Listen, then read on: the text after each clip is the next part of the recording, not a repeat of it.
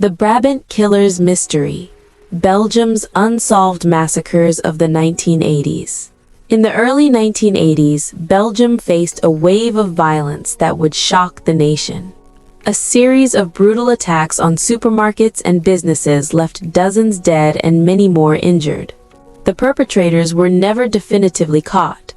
Documents and investigative records suggest links to far-right networks and possible connections to intelligence operations, but much remains unresolved.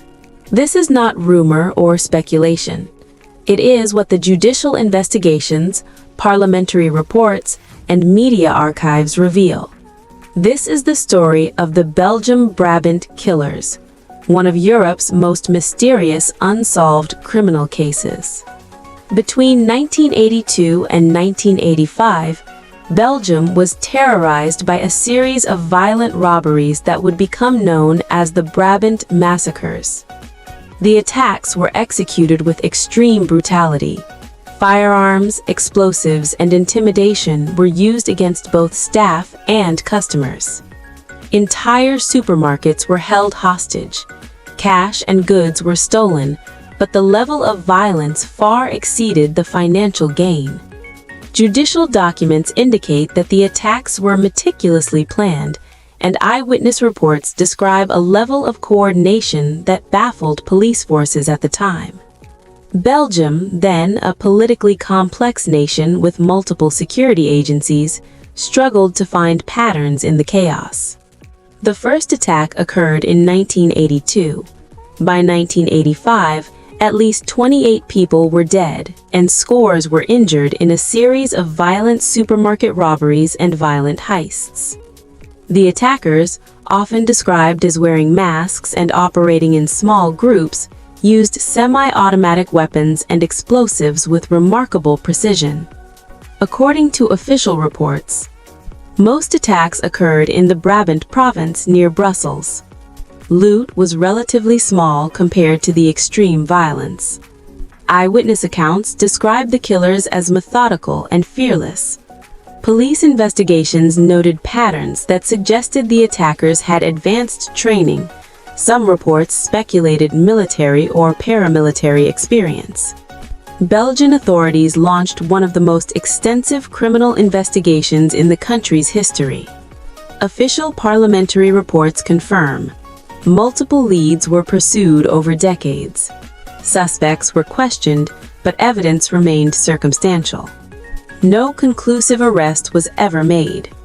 Judicial archives note that the case suffered from procedural limitations, forensic gaps, and conflicting intelligence inputs. Over the years, theories emerged about the attackers' possible affiliations. Some suspected far-right extremist networks. Belgian media covered the attacks extensively. Headlines described a country gripped by fear. Supermarket massacres shock the nation. Brabant Killers strike again. Public anxiety was fueled by the randomness of the attacks, the extreme violence, and the lack of arrests. According to contemporary media archives, citizens were advised to avoid supermarkets during evenings. Police issued safety guidelines and increased security in public spaces. Calls for intelligence cooperation across agencies were frequent, but complicated by Belgium's political structure. Documents declassified over the years and parliamentary reports suggest possible links between the attacks and far-right extremist networks. While no official confirmation has been made, the investigation revealed some attackers may have had paramilitary training. Certain operations coincided with periods of political tension in Belgium. Intelligence agencies were consulted, but the details remain classified or redacted. It is crucial to note, these connections remain unproven. They are reported in official records as part of the investigation, not as confirmed facts.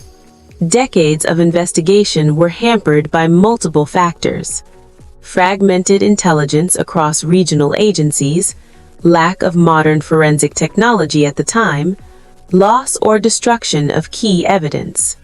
As recently as the 2010s, judicial authorities reopened files to examine cold leads. The case remains unsolved, making the Brabant Killers one of Europe's most enduring mysteries. The Brabant Massacres left a profound mark on Belgian society. It reshaped police procedures and emergency responses. It influenced legislation on violent crime investigations. Public trust in law enforcement and intelligence agencies was tested. The attacks are still studied in criminal justice courses and intelligence analysis programs. What the records confirm: a series of violent robberies occurred in Brabant province between 1982 and 1985. Dozens of civilians were killed, many injured. Investigations were extensive but inconclusive.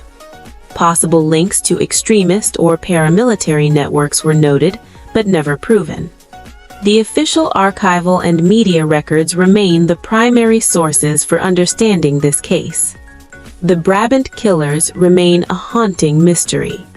Decades later, questions linger. Who were they? What motivated such extreme violence? And how did these attacks evade resolution? The official documents and media archives tell part of the story, but some answers may never be known. What is clear is that these attacks reshaped law enforcement, public safety, and the collective memory of Belgium in the 1980s.